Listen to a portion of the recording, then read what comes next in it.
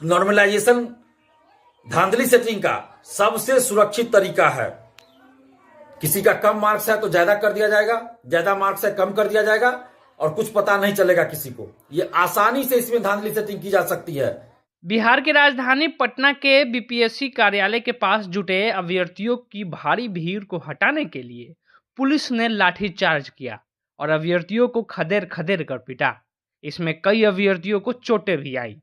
दरअसल 17वीं सिविल सेवा परीक्षा में नॉर्मलाइजेशन के विरोध में भारी संख्या में कैंडिडेट्स आयोग के ऑफिस के बाहर पहुंचे हुए थे। इनका नेतृत्व कर रहे छात्र नेता दिलीप कुमार का कहना है कि नॉर्मलाइजेशन धांधली का सबसे सुरक्षित तरीका है। अगर नॉर्मलाइजेशन लागू होती है तो क्वेश्चन पेपर का अलग अलग सेट बनेगा, इससे धांधली किया जाएगा। प्रदर्शन कर रहे बीपीएससी के अभ्यर्थियों की मांग है कि आयोग नोटिस जारी कर यह स्पष्ट करे कि नॉर्मलाइजेशन लागू नहीं होगा। अब आपके मन में सवाल उठ रहा होगा कि आखिर क्या है ये नॉर्मलाइजेशन। तो इसका जवाब पटना साइंस कॉलेज के असिस्टेंट प्रोफेसर और पूर्व डीएसपी डॉक्टर अखिलेश कुमार ने दी।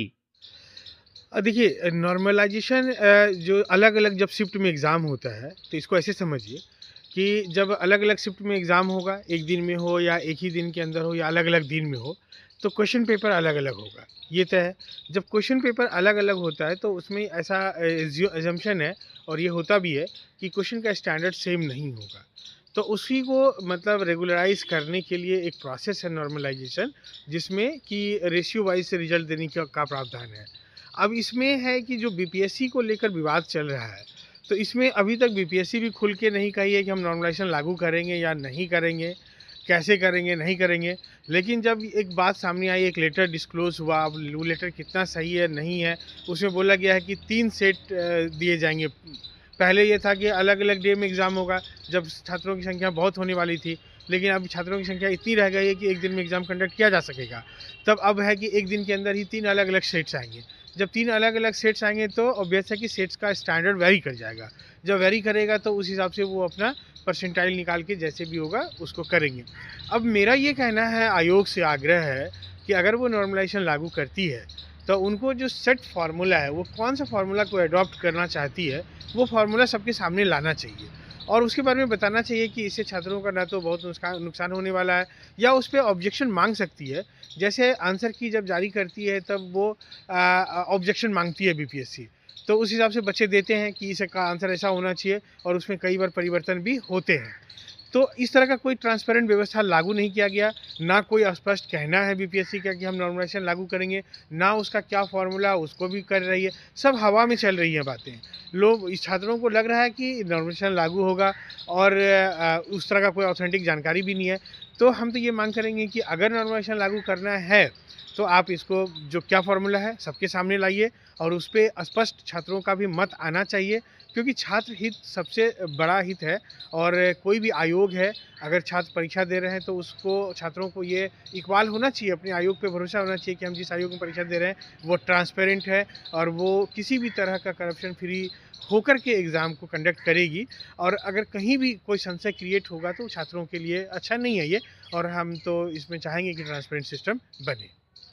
देखिए, उदाहरण के तौर पे अगर देखना चाहेंगे ना, सपोज कीजिए कि एक शिफ्ट में मान लीजिए सेट ए का परीक्षा दिया, उसमें 1 लाख बच्चा अपियर हुआ। सेट बी में 80,000 बच्चे अपियर हुए।